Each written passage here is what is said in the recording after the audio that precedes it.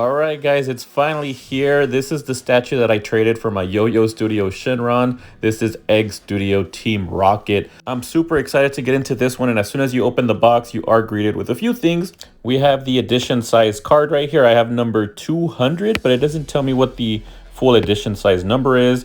And then you also get a little poster here with Jesse. Weird that you didn't get the James and the Meowth poster as well, but yep, I guess Jesse is the more popular one apparently.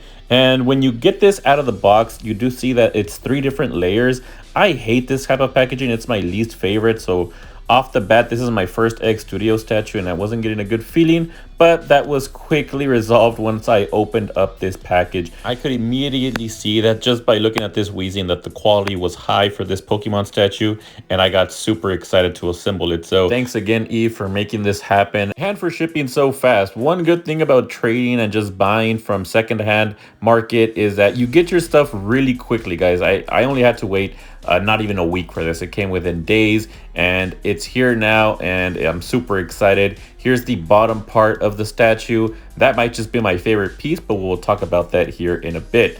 As I was preparing my assembling station, I have this mat that I use for most of my videos. I was going to remove it, but I decided since it is Pokemon themed, I was going to leave it there. And on the bottom of this base, all we see is the logo for the studio. Unfortunately, they don't mention the edition size anywhere, so I'm not too certain what the edition size is, but the base is pretty cool. It's just like a road or just rubble getting exploded, I'm assuming from Team Rocket blasting into this road. And talking about blasting, this piece right here happens to be one of my favorite pieces, and not so much because of the blast, but more for the R on the other side. As I flip this around, guys, this R, something about it just felt very nice. It seems almost like it's made out of ceramic. So yeah, I don't know what, something about this art just looks really cool. I love the feel of it. And I love how just the explosion looks around it. Very reminiscent of like one of the episodes where Team Rocket just introduces themselves and they have the huge R in the background. So I love that piece. That's definitely one of my favorite pieces of this statue.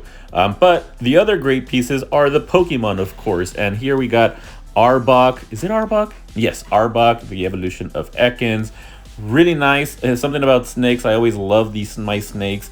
Same thing with Orochimaru. I love that statue. And this one is no different. Arbok was actually one of my favorite Pokemon growing up. Just something about the Cobra snake I thought was pretty cool. And yeah, guys, this guy just fits in perfectly. He does also come with a tongue.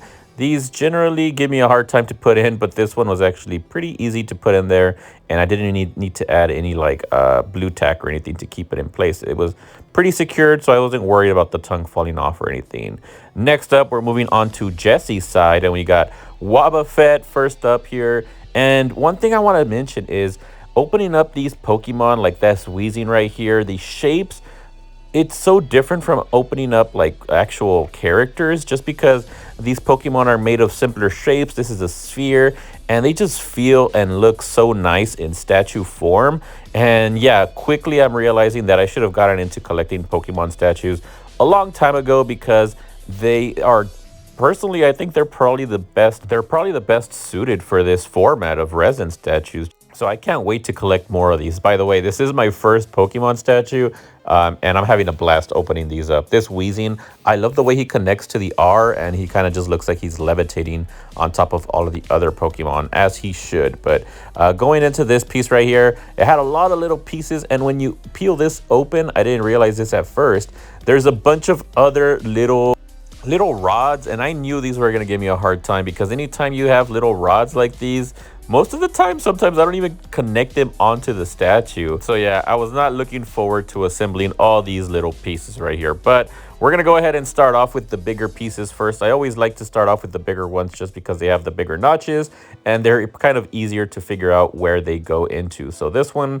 I was actually kind of hidden. It took me a while to figure out where it goes, but I eventually found it. This smoke effect goes behind Wobbuffet. I did need to remove Wobbuffet to install this one. And then when I reinstall Wobbuffet, you barely even see this effect. So you honestly didn't even need to install it. It wouldn't have made a difference. But yeah, so far as assembling goes, I will say that this Egg Studio gave me no issues. So very much looking forward to continue this line. I will be keeping with them for their trainer line. I don't know, as for a single Pokemon, I'm actually thinking about going more towards fantasy. So We'll see though. I may want to get a few more Egg Studios. Maybe we'll have a combination of Egg Studio and Fantasy Studio for my Pokemon collection. But moving on to the body sculpt. The body sculpt was definitely the weakest. They weren't the highlight here. The Pokemon are definitely the highlight, even though the characters are in the center of the statue. Just their sculpt overall is just okay. Nothing too special. I did notice that the gloves and the feet, not too many details went into that, but overall it still looks fine. They don't need to be perfect here. I think the Pokemon should be the standout for these statues, although I will say the face sculpt for both Jesse and James does look pretty good. Their hair could use a little bit more work, especially for James here, but I've never been one to be very picky with my head sculpts, as most of you may know, but I know a lot of other people do care, so I just wanted to mention it. The only thing though is that I did notice that the flower was missing, the flower that James is supposed to hold on to. So right now he's not holding on to it, but we're gonna go ahead and move on to Jessie, which, oh my god, her body sculpt was actually pretty good. Look at those curves. Damn. This statue reminded me why I also had a crush on her when I was younger watching this show, or this anime. Technically it is an anime since it does come from Japan, but the peg there definitely a lot smaller compared to James, and I did notice that she does wiggle a little bit more. So you might want to be careful when you're moving her around. Maybe just make sure you don't like accidentally slam into her. Here are her hands. Her hands do come in separately. The Pokeball, they did went with a sort of like a metallic look with it. I don't know if that's what my favorite choice, but it looks fine. Technically, I guess it's more accurate since it's a metal ball. It should have more of a metallic look to it. But here is Jessie's face. She is definitely my favorite of the two, and especially with her hair, because of like the style and the way her hair is in the anime, it's perfect. And I love the like golden ratio type swirl that it has going on here. But yeah, with her, you really don't need to worry about like individual strands of hair or anything, because it's pretty much all just one piece. That's what it looks like exactly in the anime as well. So we're gonna go ahead and attach her head, and we're gonna go ahead and move on to the team mascot.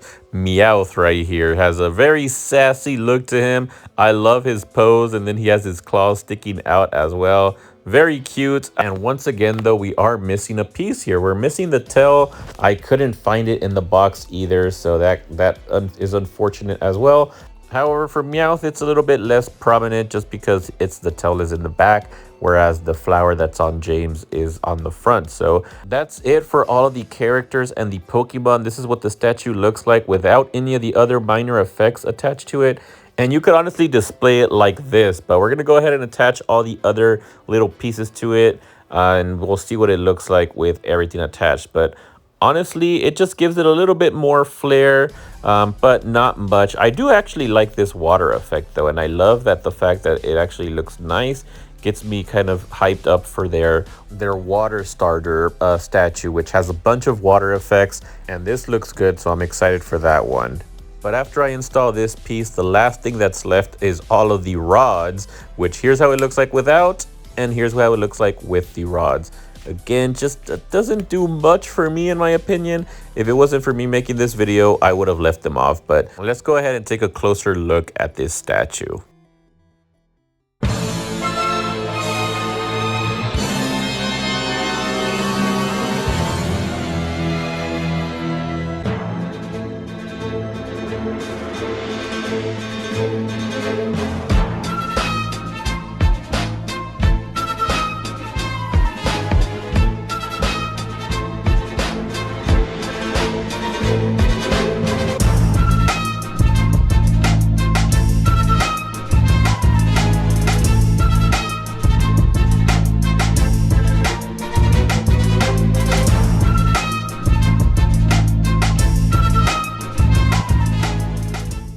Hey guys, sorry to interrupt that statue showcase, but after I was done recording that, I actually did find Meowth's tail and Jesse's flowers. So just wanted to go ahead and show you guys where it is, because it is kind of hard to find. It was kind of hidden, and what it looks like basically. So Meowth's tail, once you put it on, it does look a lot better. And same thing with Jesse's flower. This was the main thing that I was worried about, because he kind of has this pose like he's holding it, and without it, it kind of just messes up the vibe of the statue. So glad I was able to find it. Just wanted to give you guys an update.